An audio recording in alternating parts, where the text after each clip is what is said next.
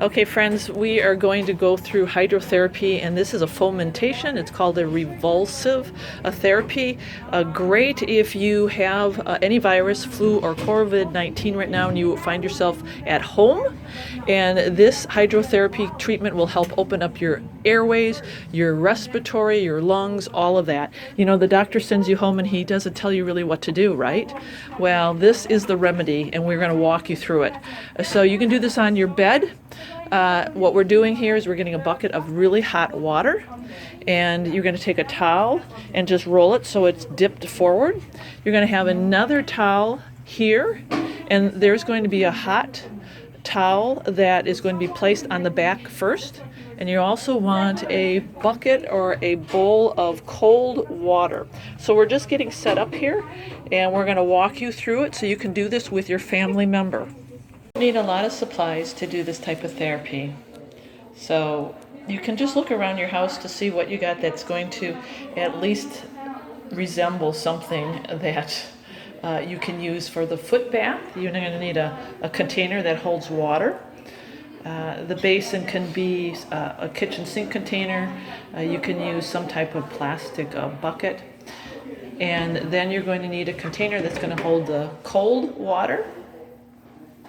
And then I would recommend some type of pitcher to have the hot water in. Now, some people have a tea kettle that they use, that they keep on an electric burner. Some people just heat up water and keep it in a pitcher. Doesn't make any difference. You're just going to need something that's going to hold the hot water, something that's going to hold the cold water, and some type of foot basin that's going to be big enough to put your feet in and hold that hot water. The other thing you're going to need is towels. So you're going to grab some bath towels. You can use whatever you have in your bathroom right now. You're going to need a couple bath towels. You're going to need a towel that is going to cover up the chest, at least 2 of those that are, I'd say, a little bit bigger than hand towel size. You're going to need also a towel that's going to go on your forehead, and that's going to be for the cold water. So gather your towels. You're going to need one for the back and perhaps an extra one if the fomentation's too hot. You're going to need one for the chest and an extra one in case the fomentation's too hot. You're going to need one also to put underneath the bucket. And then I always have an extra towel for drying and incidentals. You're also going to need a sheet, which is going to be the first layer they're going to be covered up with, and then you're going to need a heavy blanket. So this is the hot fomentation, and probably at home you'll be taking this out of your microwave. And you're going to be using a towel to wrap it up, just like this. It's going to be a moist, hot towel. And then you got to be really careful. Then we're just going to grab the ends and bring it into our patient, just like this. Okay? See how hot it is.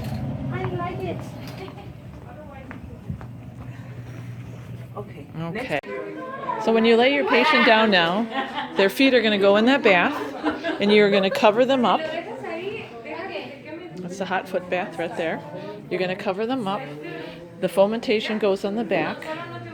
A towel goes here in the chest to cover it because they're not going to have anything on underneath there. And then we're going to do a fomentation for the chest. So we're going to take that bath towel and we're going to fold it so that it folds away from the patient. So there's a hot one. And we're going to place that one.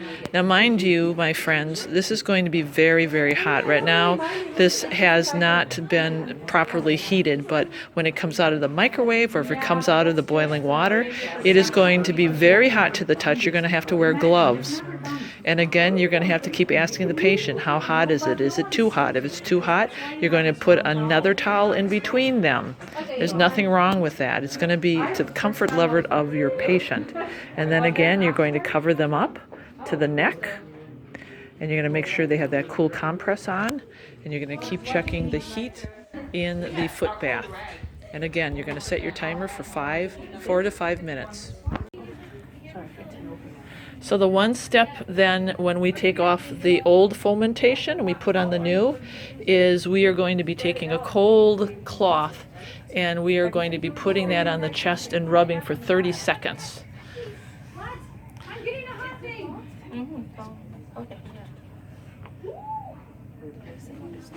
And then we replace that cool cloth with another towel to keep the patient covered. And the old fomentation is off. You see how she does that. And now we're going to be putting that old fomentation back in place. Got the hot one, yep. And as you see, it is hot, so you're going to have to be really careful and check with your patient. All right, very good.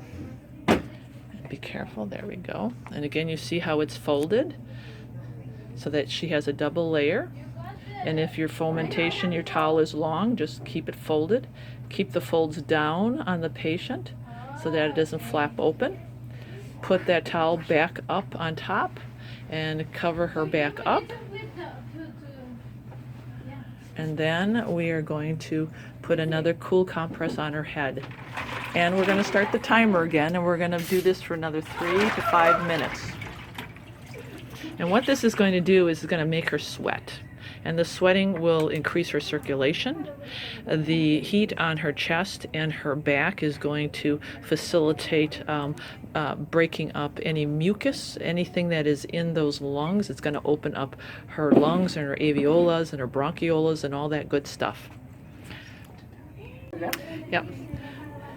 So in between, now we have 3 minutes to 5 minutes have been done.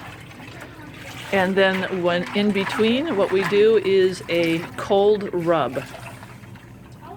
So you're going to have some ice cold water. This is the reason for the ice cold water. It's not just for the head, but it is also for this in between chest rub.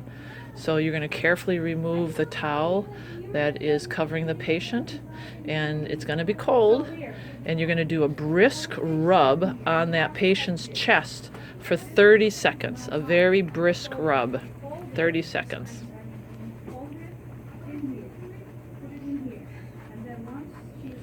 So this hot to cold treatment is seen in a lot of hydrotherapies. You have contrast baths, you have showers that you can do with, I mean, it's just so therapeutic.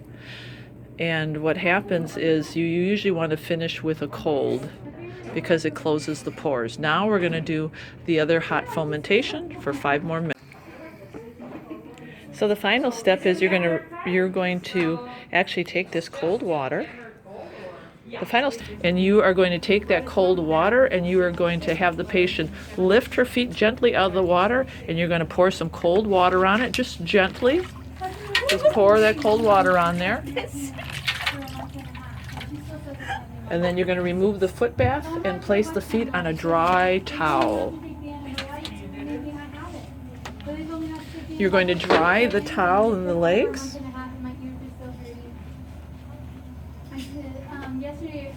And then if you have warm socks, you can put warm socks on the patient or slippers to avoid chilling.